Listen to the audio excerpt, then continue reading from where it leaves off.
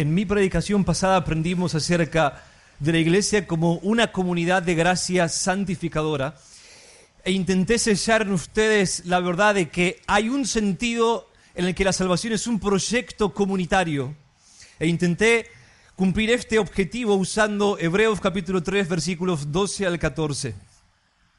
Hoy quiero proclamar 4 verdades que si las entendemos bien van a transformarnos. Y finalmente quiero hacer 5 aplicaciones respecto a la necesidad de reunirnos en pequeños grupos donde exhortarnos mutuamente a la perseverancia, usando Hebreos capítulo 10, versículos 23 y 24.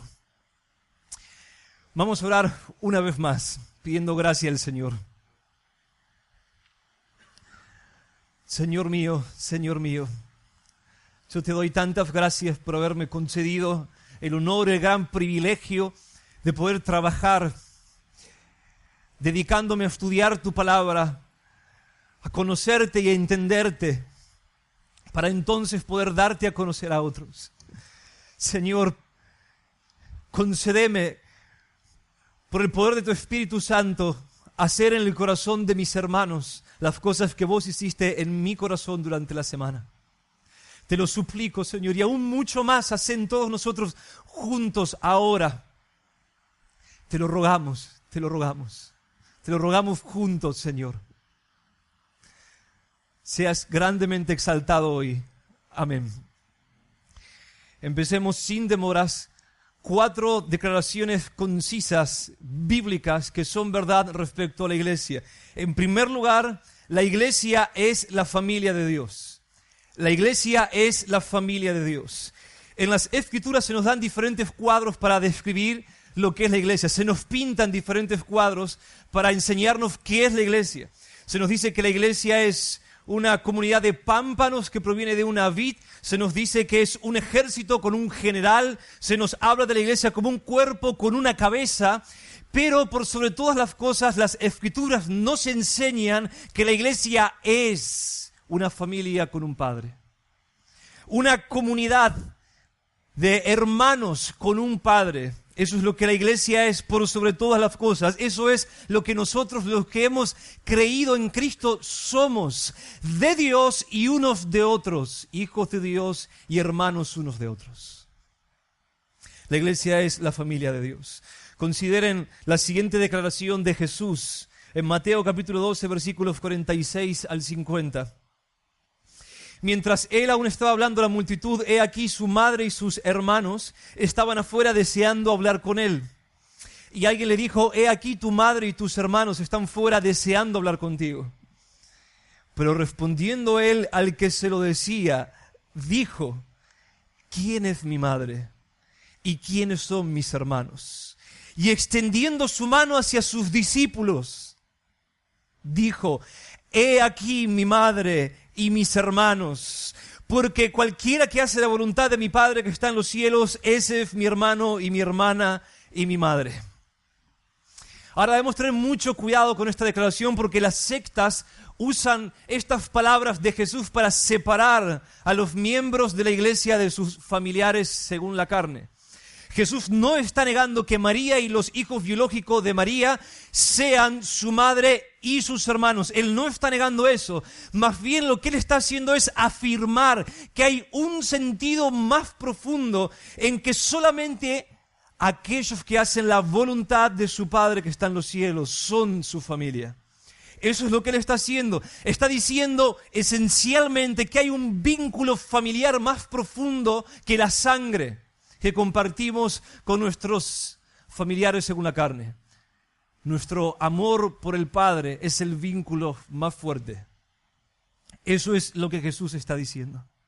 Ahora, hermanos, ¿entienden las implicaciones de esta declaración?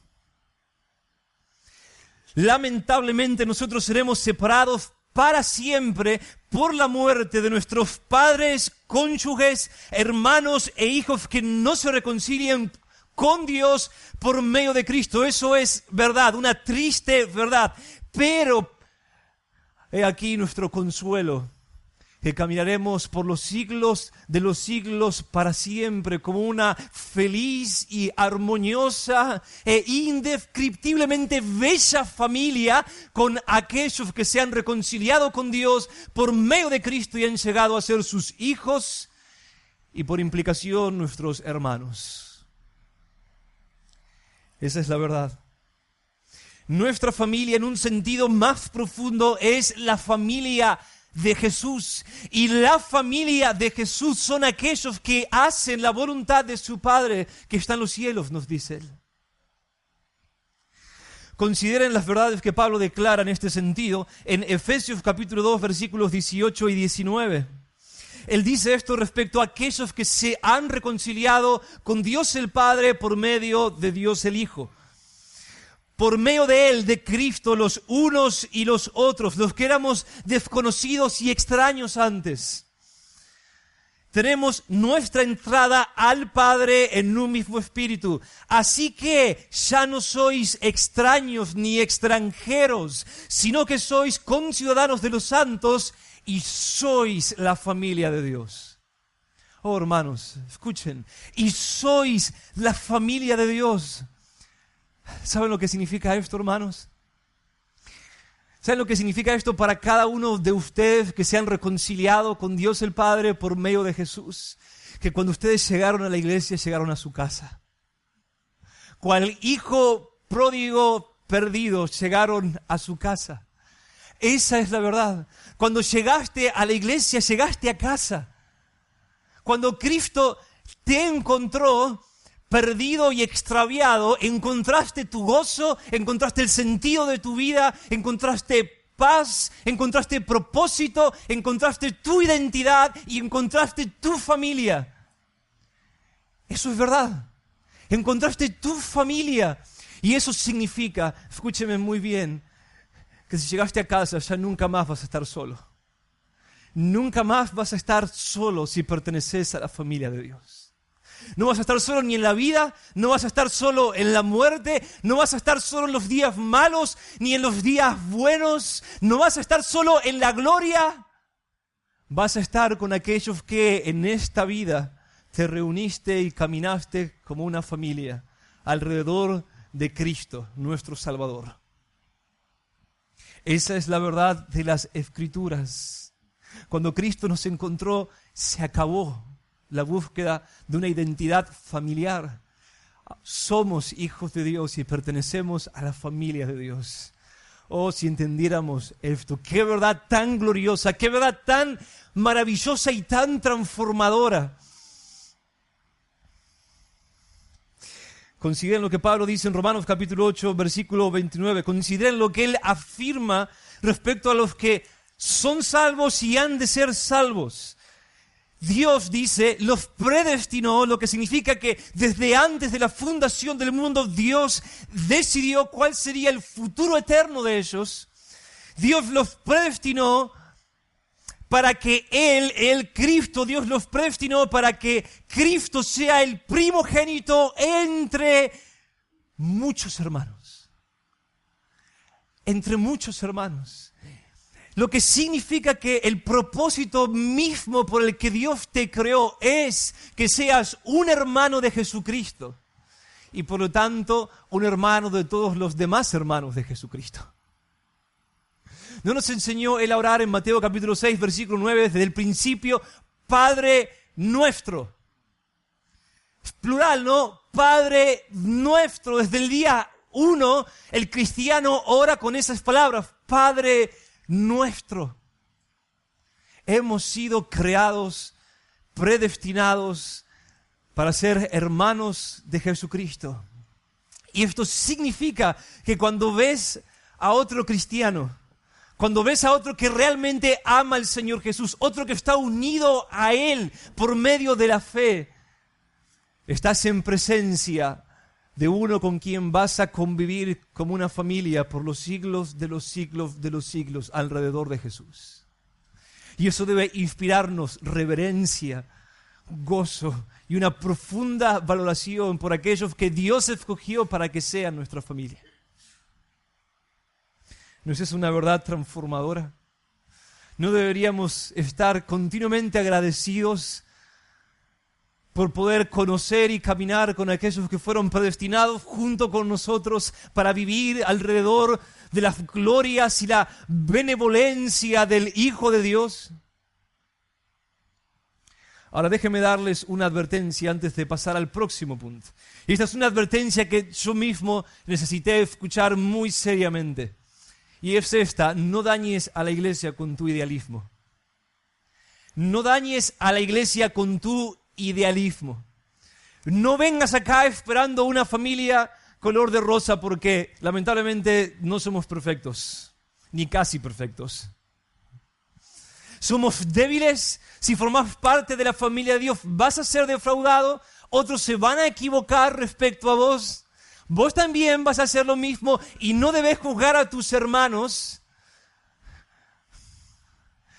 porque el pueblo de Dios, por más débil que sea, el verdadero pueblo de Dios, no la falsa iglesia, el verdadero pueblo de Dios, los verdaderos hermanos del Señor Jesús son débiles. Ellos luchan con lo que eran antes. Ellos ciertamente no son lo que quisieran ser, pero ellos están quebrantados. Ellos están quebrantados, ellos son humildes, ellos están arrepentidos de sus pecados y fueron admitidos en la familia de Dios. Y ellos, aunque caen, se levantan y se aferran a Cristo y aprenden una y otra vez. Entonces no desprecies a tu familia, porque no es conforme a tus ideales. No desprecies a tu familia. Cristo mismo no lo hace y Él nos prohíbe hacerlo. En Hebreos capítulo 2, versículo 11, se nos dice respecto a Cristo, el mismo Dios el Hijo, Él no se avergüenza de llamarlos hermanos. Él no se avergüenza de llamarlos hermanos. Y créame que cada vez que Él habla de sus hermanos al Padre, lo hace con gozo, con amor y con respeto. Él nunca se avergüenza de sus hermanos. Aunque sean débiles, son su familia. Así que no critiques a la familia de Dios. No critiques a tus hermanos. No pongas sobre ellos expectativas idealistas que ellos no pueden cumplir. Más bien, aprende a dar gracias. Aprende a dar gracias por aquellos de quienes el mismo Señor no se avergüenza. Y si vos te avergonzás de tus hermanos, déjame decirte algo: estás muy mal. Estás ciego. Estás mal, estás muy mal. En primer lugar, entonces, nuestra primera declaración es que la iglesia es la familia de Dios. No puse el cronómetro, voy a predicar hasta que termine, ¿ok? No sé cuánto voy. 2, segunda verdad. Entramos a la familia de Dios por gracia. Entramos a la familia de Dios por gracia. Es Cristo el que crea esta familia. Él compró esta familia con su sangre en la cruz del Calvario, y nosotros formamos parte de esta familia por la más pura e indescriptible gracia que pueda existir. Ninguno de nosotros, sin importar quién sea, tiene, escuchen bien, el más mínimo derecho a formar parte de la familia de Dios. Ninguno de nosotros. ¿No es esto, hermanos, lo que se ve cuando celebramos la Cena del Señor? ¿No? Cuando nos reunimos todos juntos alrededor de la mesa del Señor, de los elementos que representan el cuerpo de Cristo partido por nuestras rebeliones, su sangre derramada para el perdón de pecados. Cuando nos reunimos a celebrar la muerte sustitutiva del Hijo por nosotros, ¿acaso no estamos confesando que no tenemos derecho de sentarnos en su mesa real? ¿Acaso en ese momento no somos uno y no hay nadie que sea mejor que otros? ¿Acaso en ese momento a alguno se le ocurrirá pensar que es tan solo un poco digno de estar ahí? No importa quién seas afuera, no importa tu pasado, no importa nada. Cuando cruzás por esas puertas, por las puertas de Sion, sos uno más, un hermano. Uno entre una multitud incontable de redimidos por la gracia. Estamos en la familia de Dios por gracia, solamente por gracia y nada más que por gracia. La familia, la membresía de la familia celestial es un regalo de la gracia de Dios y nada más. En tercer lugar, necesitamos a la familia de Dios. Necesitamos a la familia de Dios. En primer lugar, la iglesia es la familia de Dios. En segundo lugar, entramos a esta familia por gracia. En tercer lugar, necesitamos a la familia de Dios. Ahora, escuchen muy bien lo que les voy a enseñar ahora. Nosotros necesitamos a nuestros hermanos porque necesitamos a Cristo y Cristo vive en ellos. Nosotros necesitamos a nuestros hermanos porque necesitamos a Cristo y Cristo mora en ellos. Y viene a nosotros a través de nuestros hermanos. Se manifiesta a nosotros para rescatarnos de los peligros del camino angosto a través de nuestros hermanos. En Romanos 8:10, Pablo afirma: Cristo está en vosotros. Si sos un hijo de Dios, Cristo está en vos. En Gálatas 4:6, Pablo dice: Dios ha enviado el Espíritu de su Hijo a nuestros corazones. Dios lo hizo. Y en 1 Corintios 12:7, Pablo afirma que Cristo se manifiesta a su pueblo a través de cada uno de sus hijos. Él dice: a cada uno se le da manifestación del Espíritu para el bien común. Oh, hermanos, es tan sobrenatural reunirnos, es tan sobrenatural estar con un cristiano genuino. Si estás con un cristiano genuino, estás con Cristo, porque Cristo está en él. Y cuando un cristiano genuino abre la palabra de Dios, bajo el gobierno de Cristo, sometido al señorío de Cristo, él es movido a hacer eso por el Espíritu de Cristo que está en él. Y cuando Él te habla, Cristo muchas veces te habla. Él viene a vos, se manifiesta a vos, poderosamente a vos, para consolarte, rescatarte, edificarte a través de los hermanos. Eso es lo que este texto enseña. Es sobrenatural. Es sobrenatural. A cada uno les da la manifestación del Espíritu para el bien común. Esa es la verdad bíblica. Ahora entiendan muy bien lo que les voy a decir. Muy bien, esta es una declaración teológica muy importante.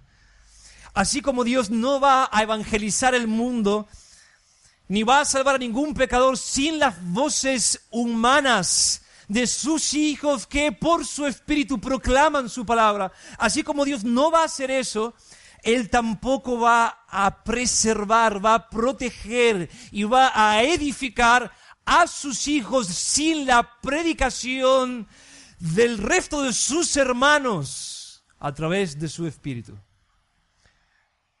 Una vez más, los escogidos son salvados por la predicación de los hijos de Dios en el Espíritu de Cristo. Y los escogidos serán preservados de extraviarse por la misma predicación de sus hermanos del pueblo de Dios. Así que sin voces humanas, sin las voces humanas de los hermanos de Cristo proclamando su palabra, nadie se salva y nadie se santifica. Al menos esa es la regla general. En Romanos capítulo 10, versículo 17, Pablo dice que la fe viene por el oír y el oír por la palabra de Cristo.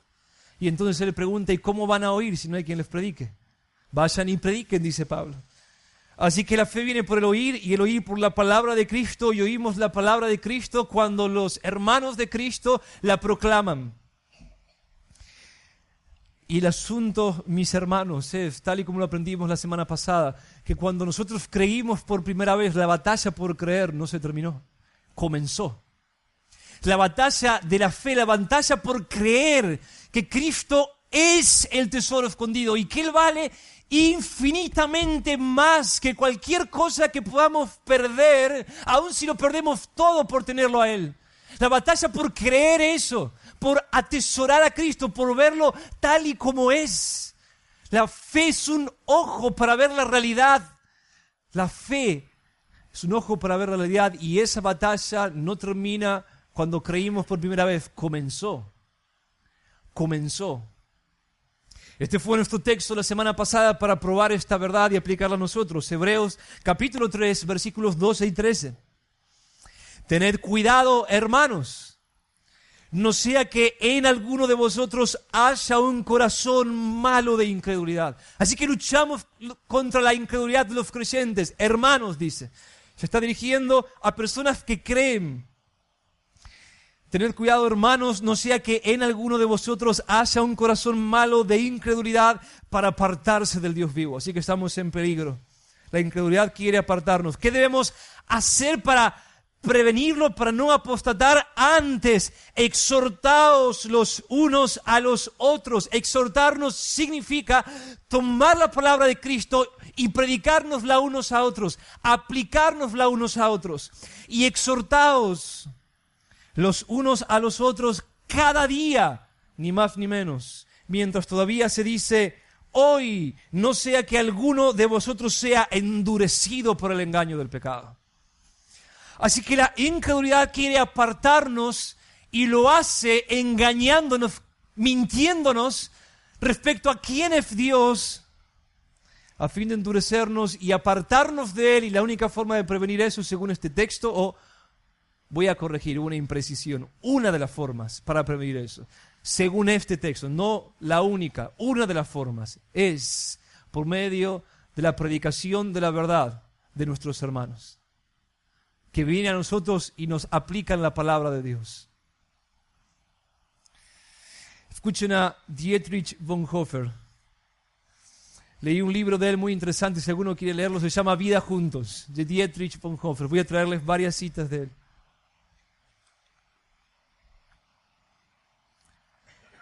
Él dice, en sí mismo, el cristiano no encuentra sino pobreza y muerte.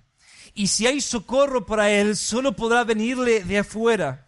Pues bien, esta es la buena noticia. El socorro ha venido y se nos ofrece cada día en la palabra de Dios, que en Jesucristo nos trae liberación, justicia, inocencia y felicidad. Pero, dice Dietrich, Dios ha querido que busquemos y hallemos su palabra en el testimonio del hermano, en la palabra humana. Así que la palabra divina viene a nosotros por la palabra humana predicada. Eso es verdad incluso respecto a las Escrituras. Fue escrita por hombres, inspirados por el Espíritu Santo.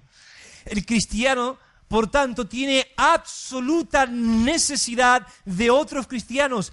Ellos, los otros cristianos, son quienes verdaderamente pueden quitarle siempre sus incertidumbres y desesperanzas, queriendo arreglárselas por sí mismo.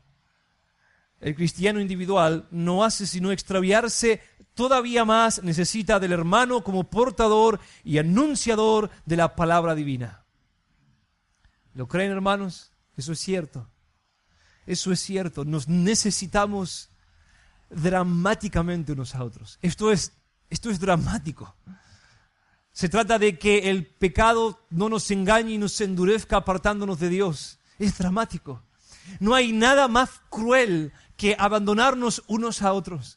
No hay nada más cruel que no darnos la palabra de Dios, sabiendo que todos necesitamos ser exhortados por la palabra de Dios. No hay nada más cruel. Y a la vez no hay nada más importante y nada más amoroso que las heridas de aquellos que vienen y nos dicen, vos sos ese hombre. La palabra de Dios lo dice, vos sos ese hombre, pecaste. O vienen a nosotros con los ungüentos perfumados de los consuelos que Dios nos ha dado en su palabra para hacernos revivir en tiempos de sequía.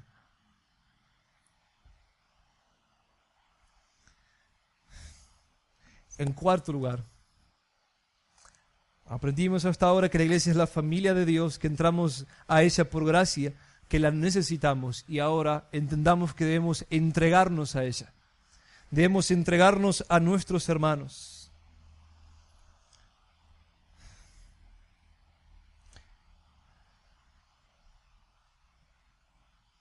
Nosotros ni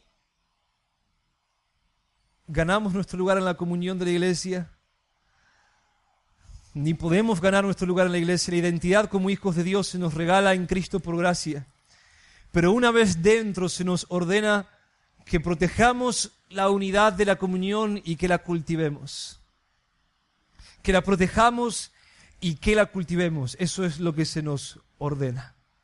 ¿Y cómo nosotros debemos hacerlo? La respuesta de las Escrituras es esta: entregándonos en amor. La palabra clave es entregándonos. Entregándonos en amor unos a otros, y esta es la medida. Como Cristo lo hizo por cada uno de sus hermanos. Entregándonos en amor unos a otros como Cristo lo hizo por cada uno. En 1 Juan 3:16, Juan nos dice: en esto conocemos el amor, en que Él, Cristo, Él puso su vida por nosotros. También nosotros debemos poner nuestras vidas por los hermanos. ¿Qué debemos poner? Nuestras vidas mismas. Lo que significa que debemos dedicarnos con todas nuestras fuerzas, que debe ser el propósito de nuestra vida, hermanos. El propósito de nuestra vida, ayudar a perseverar en la fe a nuestros hermanos. Nuestro propósito de vida, ¿se dan cuenta? En el capítulo 4, versículos 10 y 11, Juan vuelve a decir: en esto consiste el amor, no en que nosotros hayamos amado a Dios, sino en que Él nos amó a nosotros y envió a su Hijo como propiciación por nuestros pecados. Amados, si Dios nos amó así, también nosotros debemos amarnos unos a otros. Nuestro Señor nos ordena en Juan 13:34, un mandamiento nuevo os doy, que os améis los unos a los otros. Y en la mente de los discípulos todos estaban pensando: ¿y qué hay de nuevo en eso? Ya fue dicho en el libro de Levítico. ¿Qué hay de nuevo en eso? Ya se ordenó que debemos amar a nuestro prójimo como a nosotros mismos. Y entonces Jesús dice algo tan radical: que os améis los unos a los otros como yo os he amado, así también os améis los unos a los otros.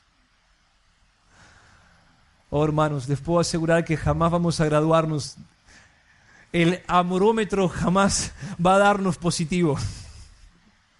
Nunca vamos a llegar al punto de amarnos lo suficiente. Aun si realmente pudiéramos ser mártires en lugar de nuestros hermanos, si pudiéramos dar nuestra vida, aun si vendiéramos todo lo que tenemos y lo repartimos entre nuestros hermanos, cosa que en la iglesia primitiva era común, aun si entregáramos nuestro cuerpo para ser quemado en lugar de nuestros hermanos, aún así no llegaríamos a amarlos como Cristo lo hizo. Pero aún así debemos esforzarnos, nunca deberíamos estar quietos. Siempre deberíamos estar esforzándonos y buscando maneras de crecer en amor por nuestros hermanos. Eso es cristianismo. Eso es lo que Cristo nos ordena. Esto es ley en la casa de Dios.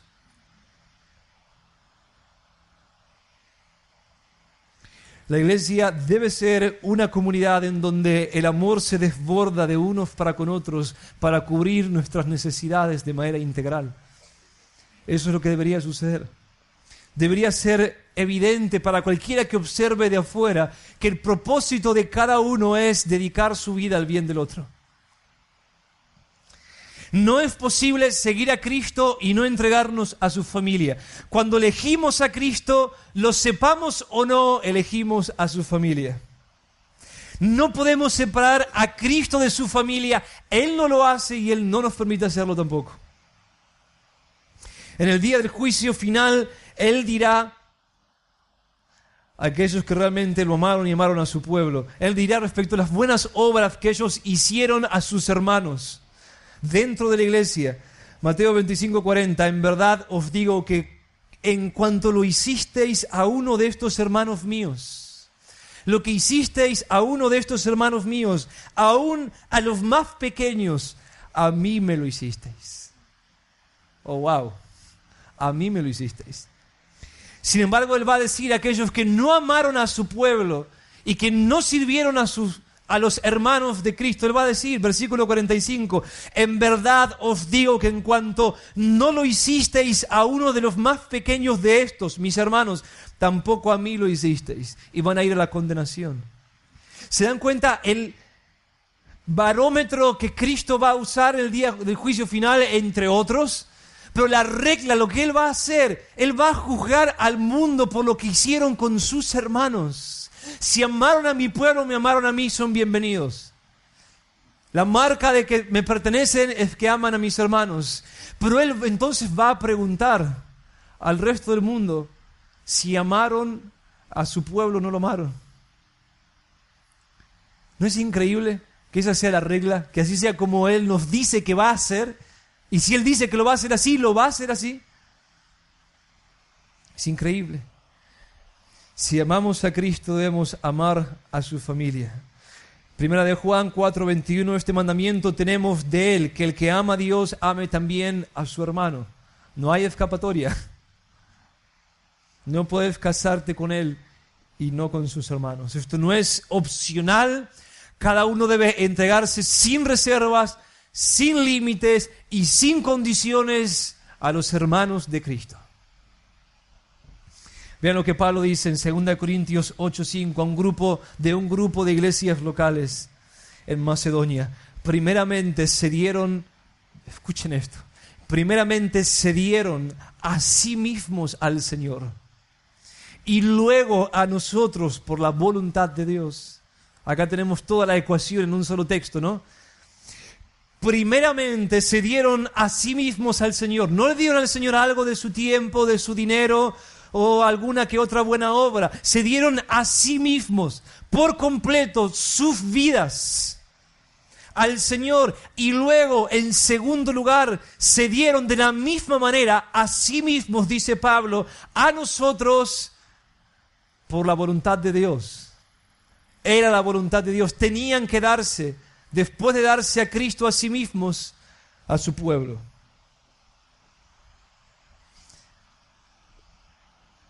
En Efesios capítulo 5, versículo 2, Pablo dice, andad en amor, así como también Cristo os amó y se dio a sí mismo por nosotros. Una vez más, Cristo y su amor sacrificado por nosotros, apasionado, es el estándar ante el cual debemos examinarnos. Escuchen una vez más a Dietrich Bonhoeffer. Él nos dice, debemos a nuestros hermanos cuanto Dios hace en nosotros. Debemos a nuestros hermanos cuanto Dios hace en nosotros. Por tanto, recibir significa acá al mismo tiempo dar.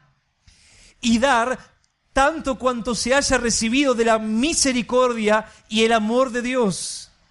De este modo Dios nos enseña a acogernos como Él mismo nos acogió en Cristo. Y cita Romanos 15:7, aceptaos los unos a los otros, como también Cristo nos aceptó.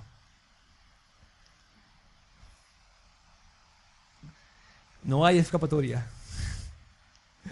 Debemos entregarnos unos a otros en amor, en imitación del amor apasionado de nuestro Señor Jesús, nuestro gran hermano mayor. Ok, veamos 5 aplicaciones ahora. Vamos a poner todo esto muy práctico. ¿Ahora qué? ¿Cómo? ¿Qué hacer? Más en la semana, en el día a día. ¿Qué se supone que debemos hacer? Creo que Hebreos capítulo 10, versículos 23 al 25, nos da buenas respuestas. El texto dice, mantengamos firme la profesión de nuestra esperanza, sin vacilar, porque fiel es el que prometió. Y consideremos cómo estimularnos unos a otros al amor y a las buenas obras, no dejando de congregarnos como algunos tienen por costumbre, sino exhortándonos unos a otros y mucho más al ver que aquel día se acerca. 5 observaciones. Primera observación, reunámonos en grupos pequeños. Reunámonos en grupos pequeños. Creo que en Hebreos 10, 24 y 25 encontramos probablemente fundamento bíblico para reunirnos en grupos pequeños. En el versículo 24 se nos dice, consideremos cómo estimularnos unos a otros al amor y a las buenas obras.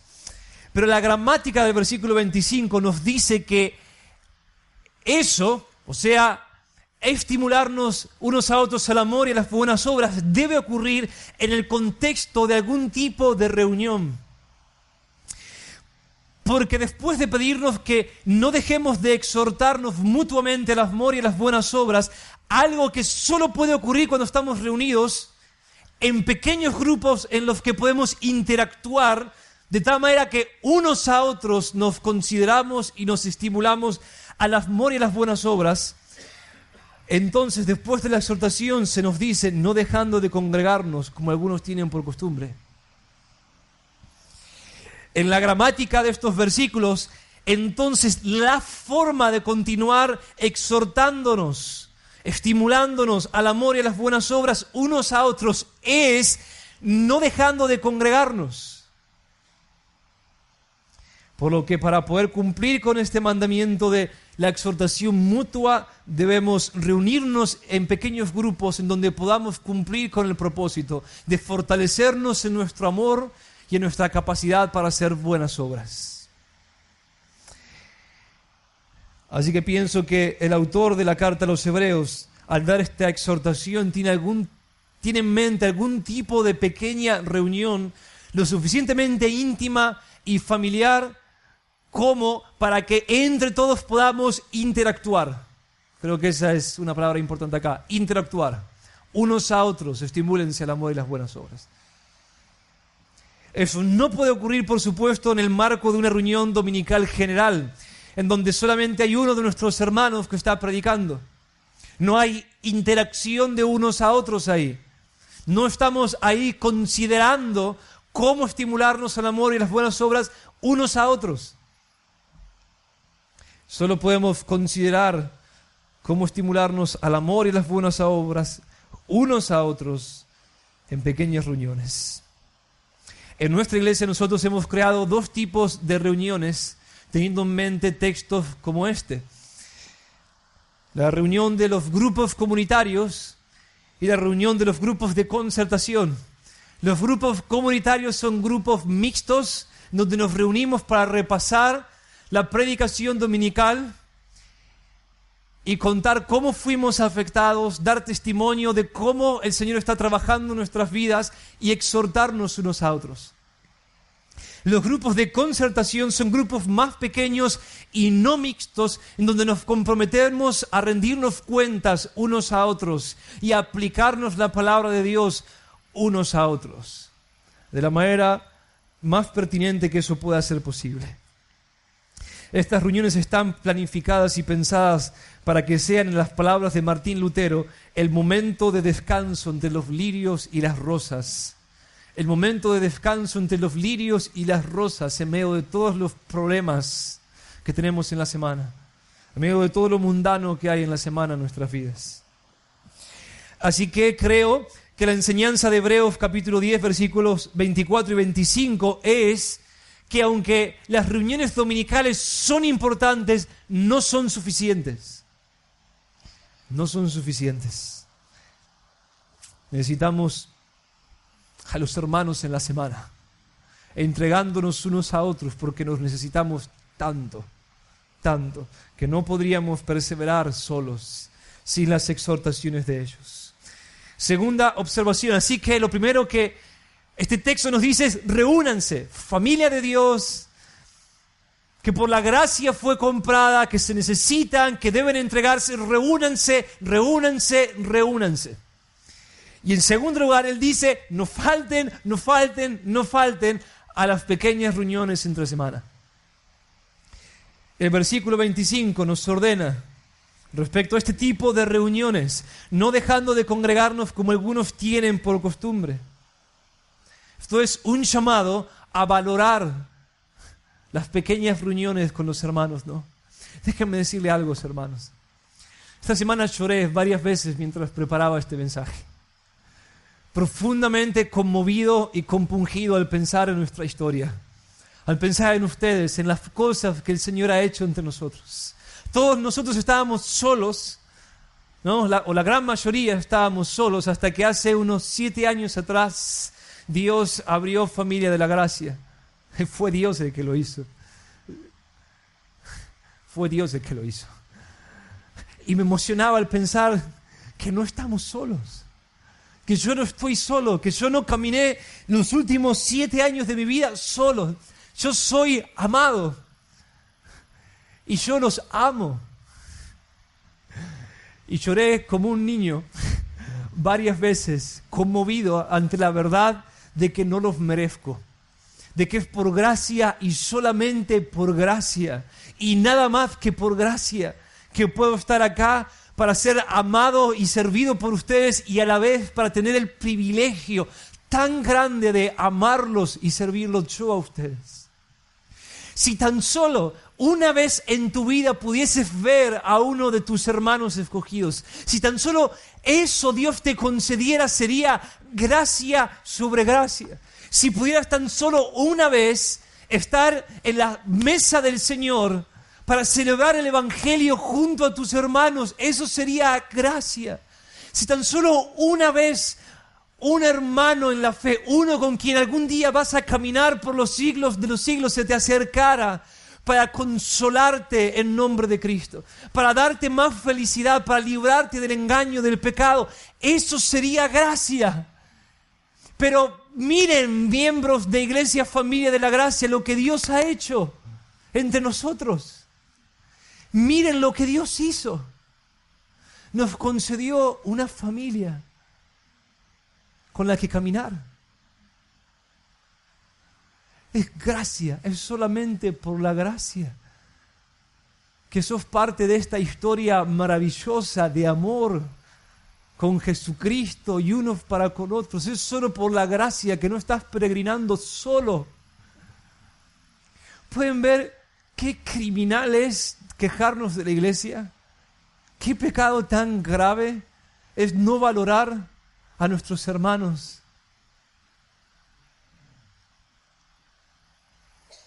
Escuchen una vez más lo que Dietrich tiene para decirnos.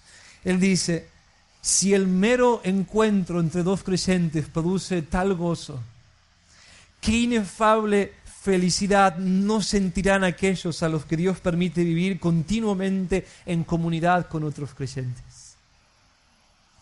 Sin embargo, esta gracia de la comunidad que el aislado considera como un privilegio inaudito, con frecuencia es desdeñada y pisoteada por aquellos que la reciben diariamente.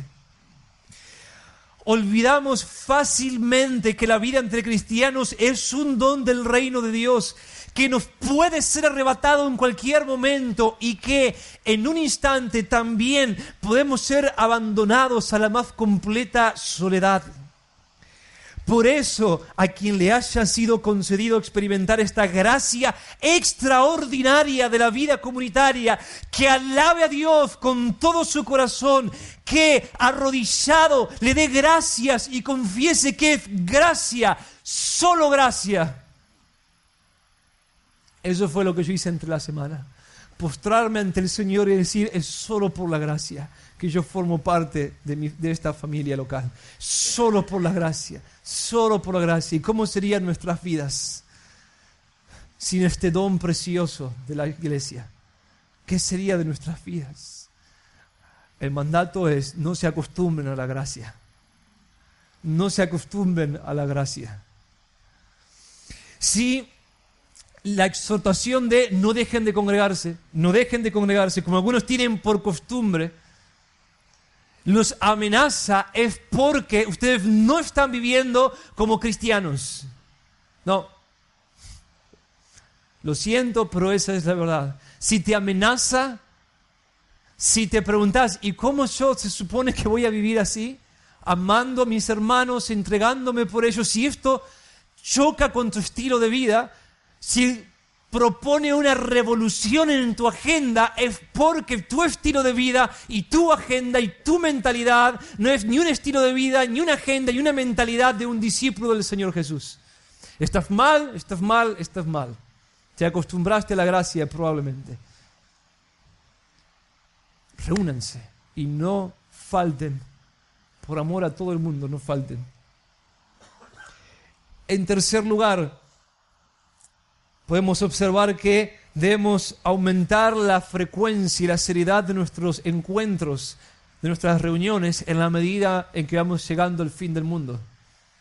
El versículo 25 nos dice: no dejando de congregarnos, como algunos tienen por costumbre, sino exhortándonos unos a otros, y mucho más, vean esto, y mucho más al ver que el día se acerca, el día del fin.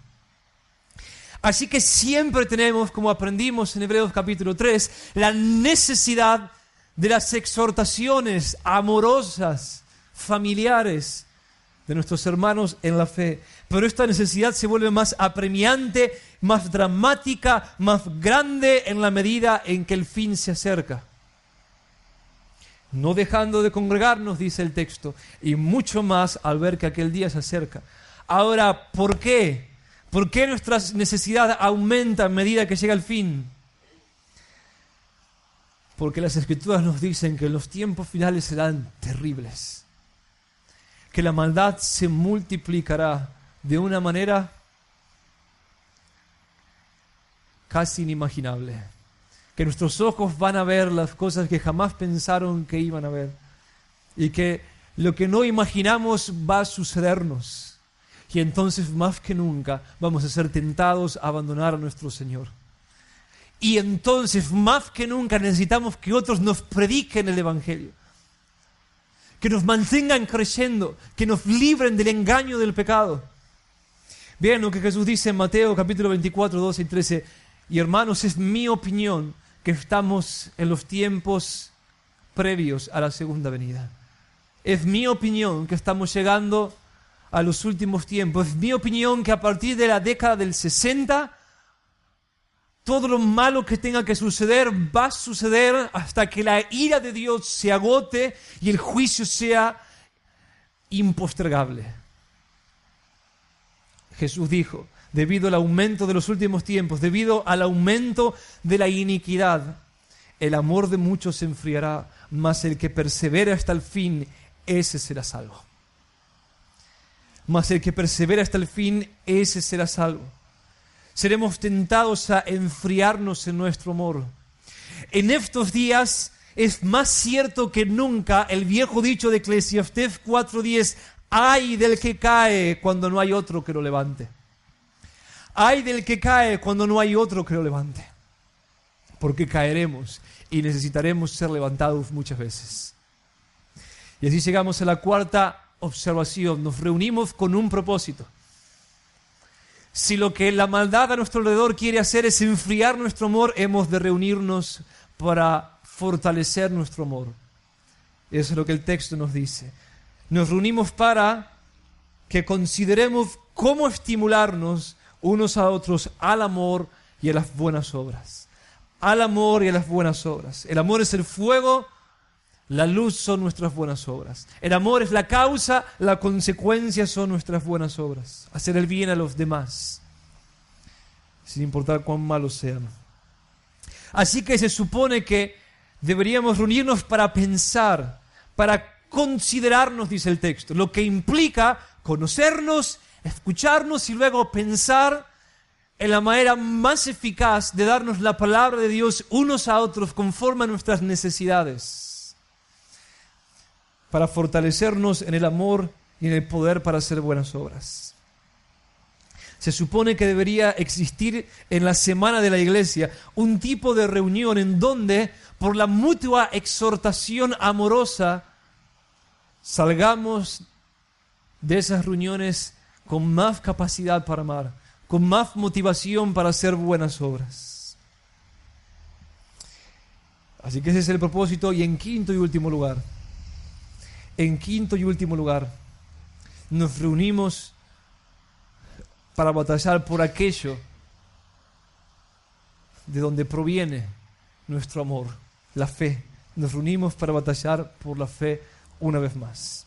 El versículo 23 nos dice cuál es el propósito máximo por el que nos reunimos. Mantengamos firme la profesión de nuestra esperanza,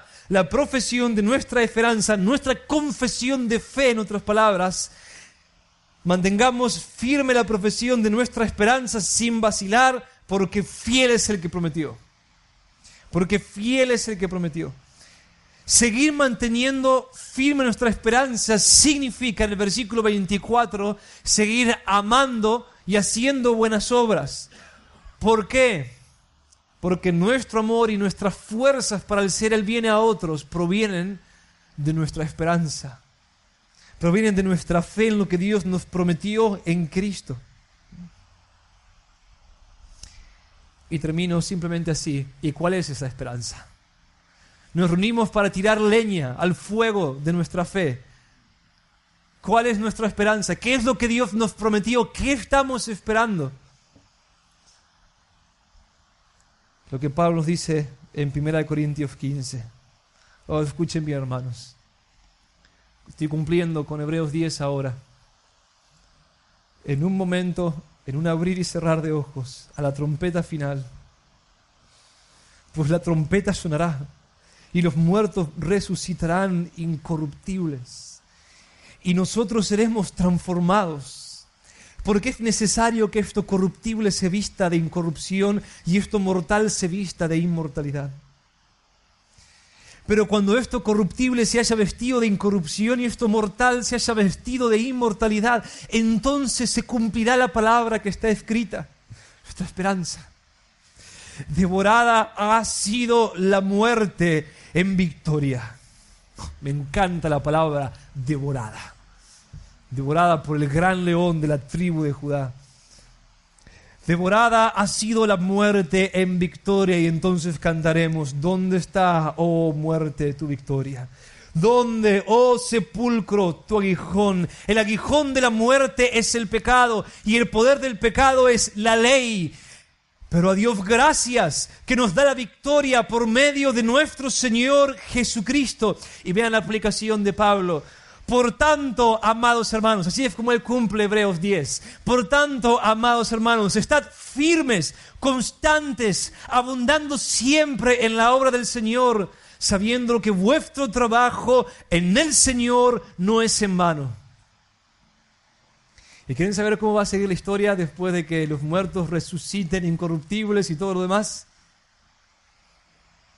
Así es como seguirá nuestra historia. Esto es por lo que vale la pena, hermanos, vivir 10,000 vidas de persecución si es necesario. Esto es lo que vale la pena, la pérdida de todas las cosas, lo que justifica cualquier esfuerzo por llegar al final. Primera Tesalonicenses, capítulo 4, versículos 16 y 18. El Señor mismo descenderá del cielo con voz de mando, con voz de arcángel y con la trompeta de Dios. Y los muertos en Cristo se levantarán primero. Entonces nosotros, los que estemos vivos y que permanezcamos, seremos arrebatados juntamente con ellos en las nubes al encuentro de nuestro Señor en el aire. ¿Y cómo sigue la historia? Oh, este es un final muy feliz. O mejor dicho, el final, el principio de algo muy feliz. Y así estaremos con el Señor siempre. Esto es si vivieron para siempre felices de la Biblia. Y así estaremos con el Señor siempre. Y una vez más Él dice: por tanto, confortaos unos a otros con estas palabras. El versículo 23 de Hebreos 10 una vez más nos dice: mantengamos firme la profesión de nuestra esperanza sin vacilar. ¿Por qué? Porque fiel es el que prometió. Esto va a suceder, hermanos. Va a suceder. Va a suceder. Y quiero que lleguemos juntos al final. Juntos. Quiero que lleguemos juntos, que lo logremos. Que nos tiremos de palomita al final del camino angosto. Que seamos arrebatados juntos con el Señor en la gloria. Y que ahí nos miremos y digamos: ok, fin de un capítulo, comienzo de otro. Ganamos la batalla. Vencimos. Llegamos. Acá estamos, sobrevivimos y vencimos.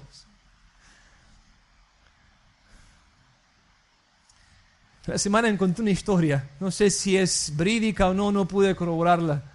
Pero hay un dicho en esa historia que me conmovió profundamente. El dicho es cierto. Aparentemente 2 cristianos de una iglesia local en medio de la persecución saben que la persecución viene y llegan sobre ellos, caen sobre ellos. Y entonces ellos se miran y se dicen unos a otros: tú y yo moriremos por esta causa y uniremos nuestras manos en la resurrección. Tú y yo moriremos por esta causa y uniremos nuestras manos en la resurrección. Hermanos, que así sea entre nosotros. Demos nuestras vidas unos por otros y por el Señor. Si es así, ni la muerte va a poder separarnos. Y en la resurrección, nosotros, familia de la iglesia, familia de la gracia, tomaremos nuestras manos juntos y recibiremos a nuestro Señor para siempre. Que así sea. Que así sea.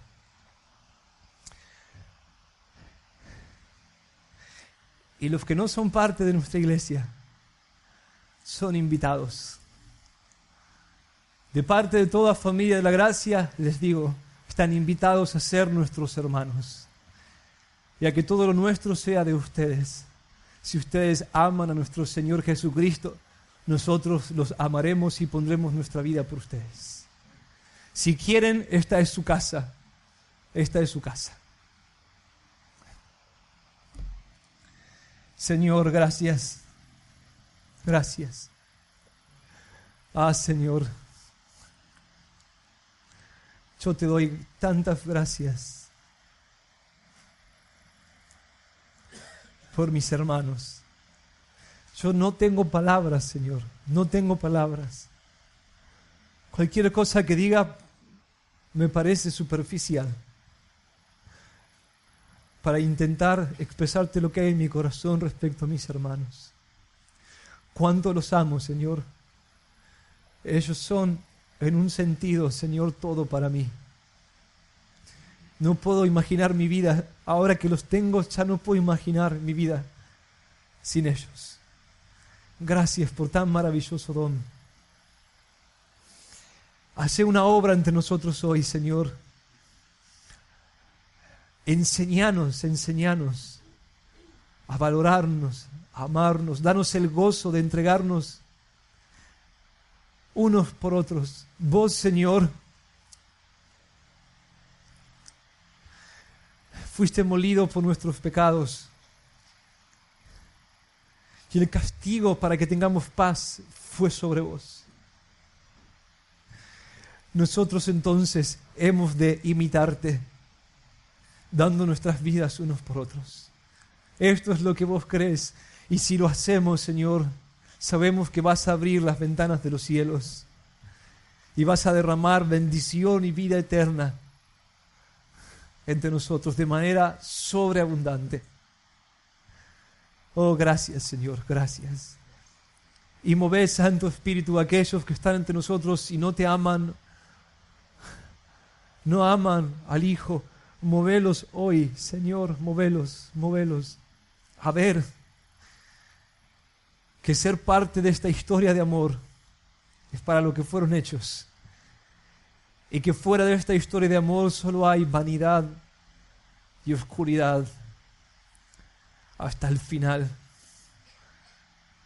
Amén.